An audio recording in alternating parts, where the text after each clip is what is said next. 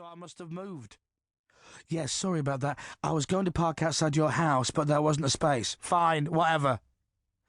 It was at the moment I heard myself say, whatever, that I realised Grumpy Chris was back in town. Who the fuck did I think I was?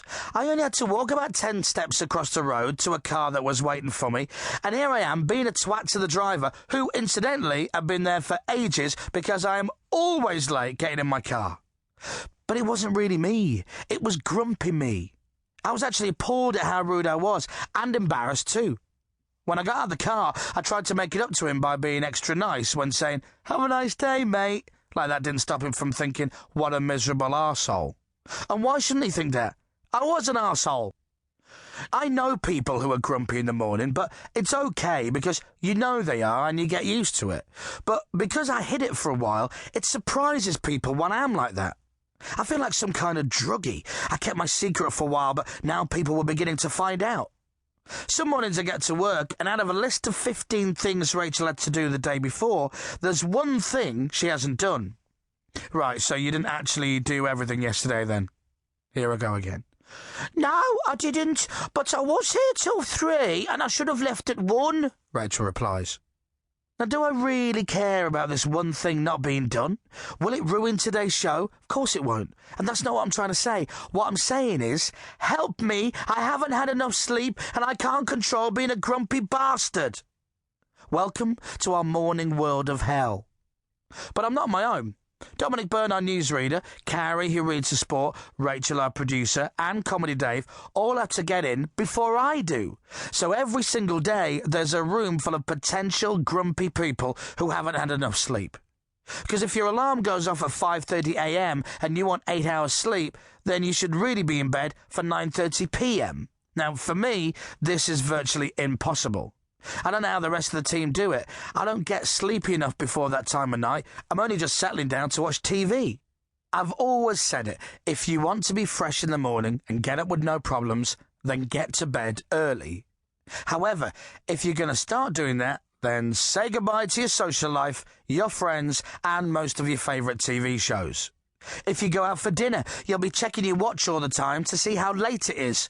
Plus, you can't travel far because if you go to a restaurant that's half an hour's drive away, you'll have to leave at least 11 p.m. if you want to be asleep before midnight, which is still only going to allow you 5.5 hours sleep. I couldn't give up my social life because it would drive me insane, so I sacrificed my sleep instead. Hence, I'm often grumpy. So, what time are you up tomorrow? Hey, shouldn't you be in bed now? Hope you're going to get enough sleep tonight, Milesy. I hear one or all of those every day. Every single day. It's like the world's most annoying catchphrase. People ask me how I get up so early every morning. Well, it's hard enough for anybody else to get up before 6:30, I think. There are hundreds of thousands of people getting up a lot earlier than I do, and they probably hate their job. It's still quite hard for me because I'm crap at getting up. But the real answer is, you just have to. I appreciate how lucky I am because I love my job. I don't like it, I love it, and that really helps. If I was putting the tops on tubes of toothpaste and had an alarm that went off every day at 5:30 a.m, I wouldn't last a week.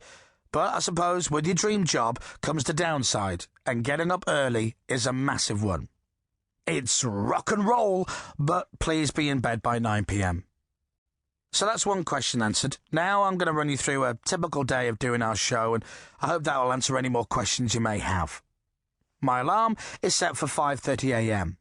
Each day, Rachel, or Alad, depending on who is producing that day's show, will also call me to wake me up. Now, I know this sounds a bit extreme, and I don't think I'd fancy having to call somebody every day just because they're too shit to be trusted to wake themselves up, but I am that bad at getting up. I often need several alarm calls, and if I've been out the night before and got in late, even more. I've woken up on more than one occasion to see 8 missed calls on my phone. When I eventually drag my fat ass out of the bed, I get showered and changed quite quickly, then I put my head into the bedroom and say goodnight to Sophie. I have to, because sometimes I won't see her until 7 o'clock that night. It's something I've done since the beginning, and it's quite cute, I suppose. Getting out of bed isn't the main problem, actually. Before that, I have to wake up.